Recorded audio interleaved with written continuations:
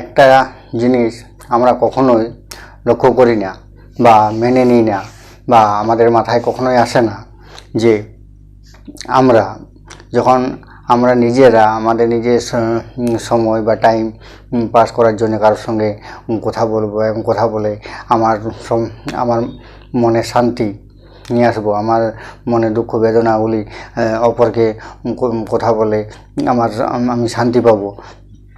তো সেরকম যাকে বলে আমরা শান্তি পাবো, তা সে কোন সময় তার সঙ্গে কথা বলে শান্তি পাবো, কীভাবে কথা বলে শান্তি পাবো, এবং তারও যে কারোর সাথে কথা বলে শান্তি পাওয়ার আছে, যে তার কথাগুলো শুনে তাকে শান্তি দেবো, সেই মানসিকতাটা আমাদের নেই। আমরা নিজেরা মনে শান্তি সুখ দুঃখ তার কাছে বলে আমরা আমার নিজেরটাই চিন্তা ভাবনা করি, কিন্তু তারও যে দুঃখ কষ্ট বা অশান্তি আছে সেটা কারো বলে শান্তি পাবে, সেটা হয়তো আমাকেই বলে শান্তি পেতে পারে বা আমার সাথে কথা বলে পাবে, সেই কথাটা আমি গুরুত্ব দিই না বা তার কাছ থেকে শুনতেই চাই না। কিন্তু আমারটাই সেই শুনুক, সে সবসময় চায় সেই কথাগুলো শুনে আমার মনে শান্তি এবং আমার মনে দুঃখ দোষাগুলো দূর করব।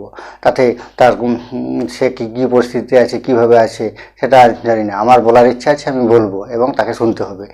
এই মানসিকতা নিয়ে আমরা বলতে চাই। তাই আমরা নিজেরাও শান্তি পাই না এবং যাকে বলবো সেও শান্তি পায় না।